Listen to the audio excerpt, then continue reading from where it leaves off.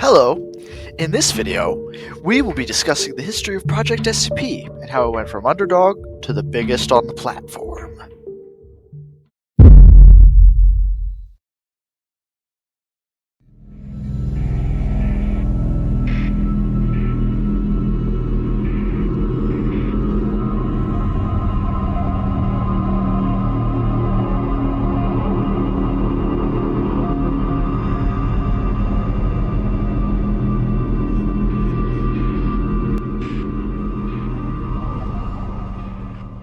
There isn't much known about how the game started, but from the information I found, it was a small project made by Arrow as a copy of SCP's Secret Lab, receiving daily updates from its two developers, Arrow_101 and Citronites.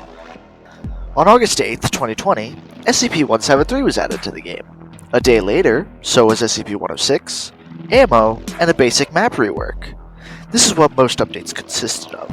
Almost every day, a piece here or there was added, slowly shaping how the game is today. On August 10th, Arrow created a group for the game, so he had to re-upload the game, leaving the original instance behind. From the Global Occult Coalition to the Chaos Insurgency, everything was bare bones but unique. The style of the game was mostly a mix of free assets mixed with basic models and sounds.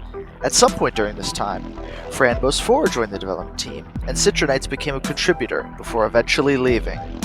Things continued with the small regular updates for about a year, until early 2021, when the first Surface Zone rework arrived.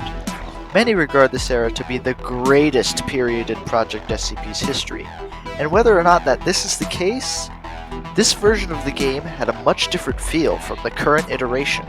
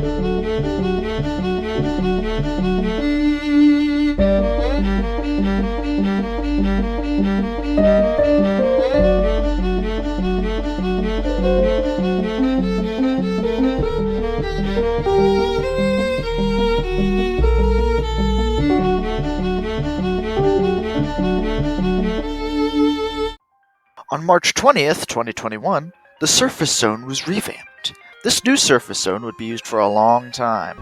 It was square and consisted of 4 main sections: the MTF parking lot, Gate B, Gate A, and the Chaos Hangars. A month later, the first official soundtrack was created to go along with the new style the game had adopted. The game originally used Containment Breach and Secret Lab soundtracks for the most part, but now it had its own music. Made by Panzer V1, these tracks gave a unique feel to the game. In fact, the Surface Ambience and Ambience 1 tracks are still in use today.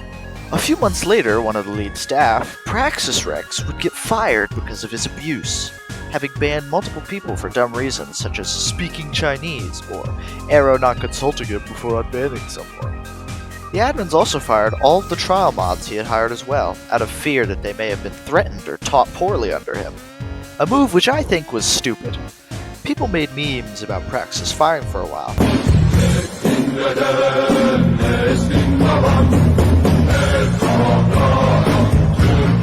But it wasn't long before everyone moved on.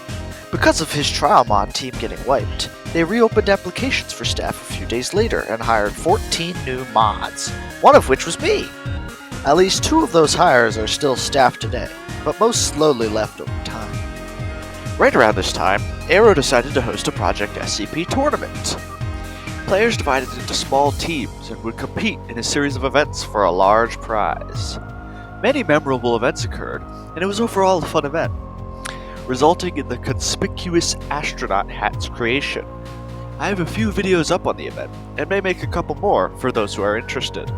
This era is fondly remembered by many as the greatest period in the game's history, and it's hard to argue against it.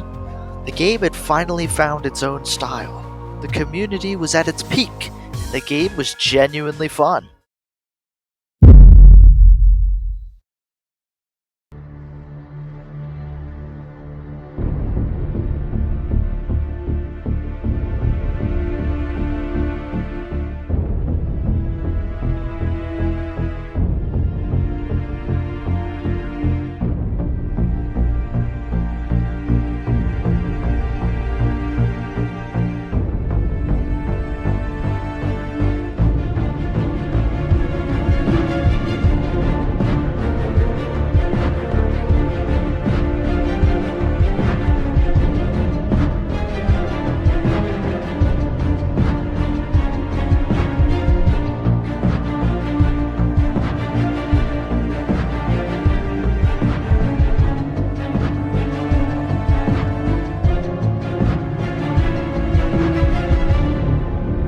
By the time mid-November rolls around, a new entrance zone revamp was completed and changed the map drastically.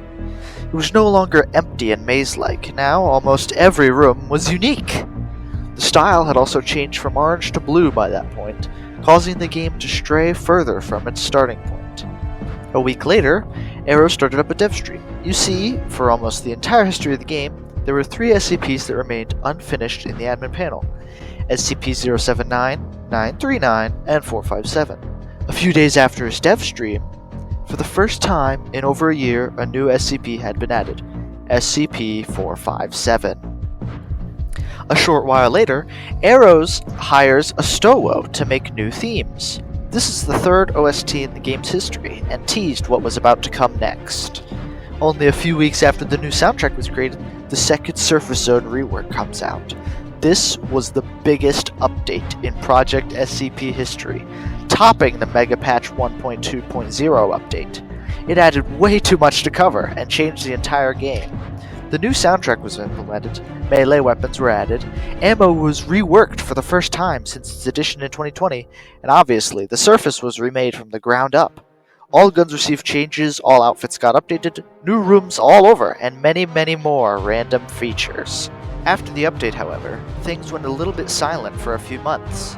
It wasn't until September 19th, 2022 when the first mentions of Project SCP-2 began to pop up. This doesn't mean much at the time, but will become relevant later. On October 29th, 2022, Just GOC announced the official Project SCP YouTube channel. It would have updates, guides, and much more posted to try and look more professional. But uploads would be inconsistent, and the topics would be random, and, well, they mostly just uploaded shorts.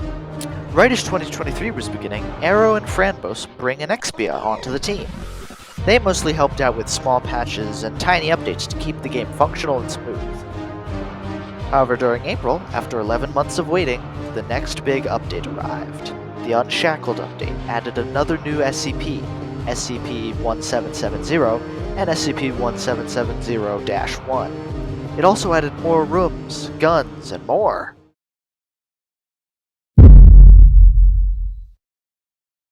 On July 1st, Franbos officially announced a new game, Site-358. A year prior, Franbos started a project with Arrow_1 and an Expia. It was a spin-off / spiritual successor to Project SCP.